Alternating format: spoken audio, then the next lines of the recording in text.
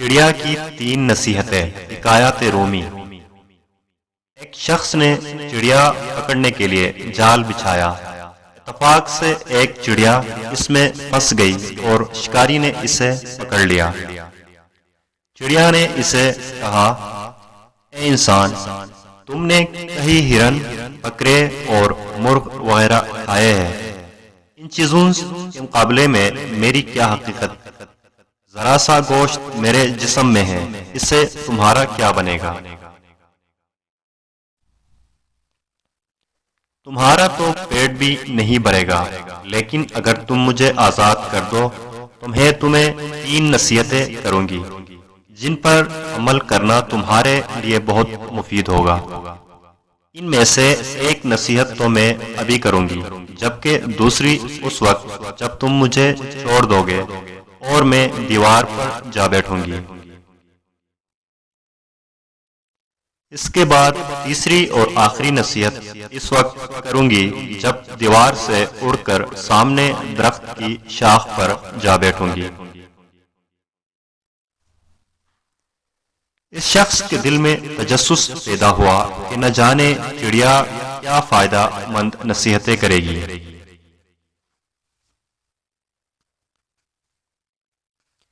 اس نے چڑیا کی بات مانتے ہوئے اس سے پوچھا، تم مجھے پہلی نصیحت کرو، پھر میں تمہیں چھوڑ دوں گا۔ چنانچہ چڑیا نے کہا، میری پہلی نصیحت یہ ہے کہ جو بات کبھی نہیں ہو سکتی اس کا یقین مت کرنا۔ یہ سن کر اس آدمی نے چڑیا کو چھوڑ دیا اور وہ سامنے دیوار پر جا بیٹھی۔ پھر بولی، میری دوسری نصیحت یہ ہے کہ جو بات ہو جائے اس کا غم نہ کرنا۔ اور پھر کہنے لگی، اے بھلے مانس، تم نے مجھے چھوڑ کر بہت بڑی غلطی کی، کیونکہ میرے پیٹ میں پاؤ بھر کا انتہائی نایاب پتھر ہے۔ اگر تم مجھے ذبح کرتے اور میرے پیٹ سے اس موتی کو نکال لیتے تو اس کے فروخت کرنے سے تمہیں اس قدر دولت حاصل ہوتی کہ تم بہت بڑے رئیس بن جاتے۔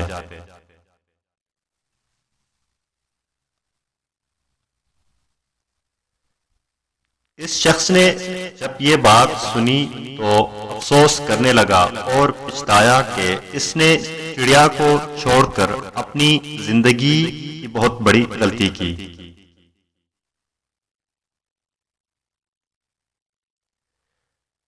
اگر اسے نہ چھوڑتا تو میری زندگی سنور جاتی۔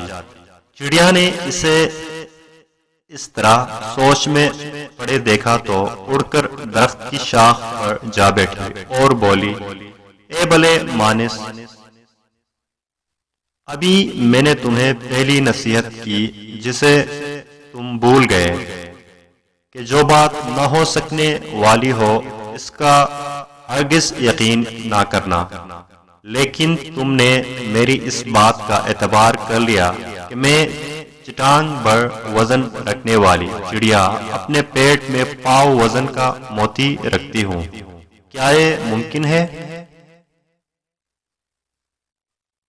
میں نے تمہیں دوسری نصیحت یہ کی تھی کہ جو بات ہو جائے اس کا غم نہ کرنا، مگر تم نے دوسری نصیحت کا بھی کوئی اثر نہ لیا اور غم و افسوس میں مبتلا ہو گئے کہ خواہ مخواہ مجھے جانے دیا۔ تمہیں کوئی بھی نصیحت کرنا بالکل بیکار ہے۔ تم نے میری پہلی 2 نصیحتوں پر کب عمل کیا جو تیسری پر کرو گے؟ تم نصیحت کے قابل نہیں۔ یہ کہتے ہوئے چڑیا پھر سے اڑی اور ہوا میں پرواز کر گئی۔ وہ شخص وہی کھڑا چڑیا کی باتوں پر غور و فکر کرتے ہوئے سوچوں میں کھو گیا۔